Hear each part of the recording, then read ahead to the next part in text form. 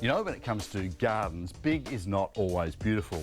I always get excited with small garden areas because you can do so much with them.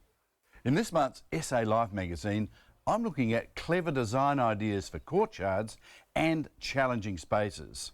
So let's have a look at some ideas that are working really well.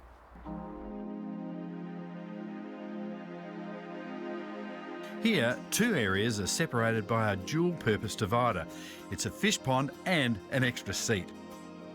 The fence has been covered with nature reed and the capping keeps it neatly in place.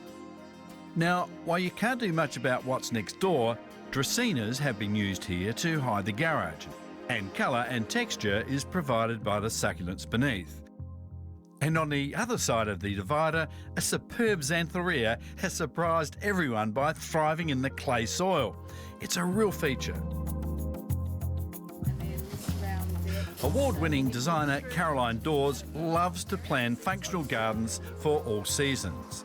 Here, she's put low-maintenance plants to good use and created places with purpose in a challenging front corner garden. It's quite a modern industrial-looking house, and the owners wanted to create a private space here without building a fence that was concrete, so we needed to soften. We used the fence that was here and we've cut windows into the fence. So when the jasmine grows up properly, the windows will allow people to look in and allow the ventilation of the air, and it also mimics the windows of the house.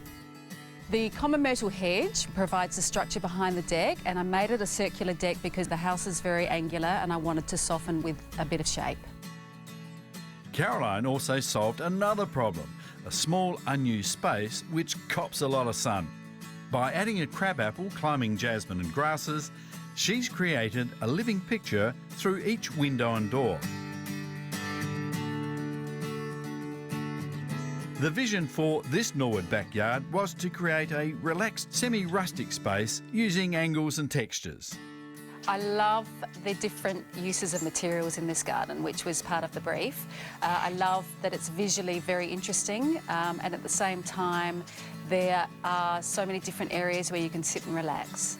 I actually turned the garden on an angle, which can create areas where you can plant and create the feeling of more depth. So I wanted to make this area with the jasmine one room and then come into a more native feel to this room with the fire pit. Landscape designers use their expertise to solve potential problems and plan gardens which really work. They said fix it, but they also said they needed to keep the gum trees. They wanted it to be a family garden, a very livable garden. They wanted to use it extensively. So it also needed to be easy. They travel a lot and they needed to be water-wise. Were there any major challenges that you had to overcome?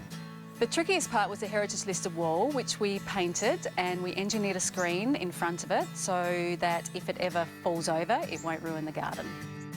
And rather than extend the screen, these woolly bushes will eventually hide the fence and provide a softer look. In many cases, these gum trees sadly would have been removed, but Caroline's made great use of them and they look fabulous. They've got so many features. They really define the garden. The other part I love is this fire pit area. The great use of stone, the compacted crushed rock. Really, the only thing missing is a glass of red. The colours, textures and angles create so much interest in this small backyard. It's a great example of what can be achieved when you literally think outside the square.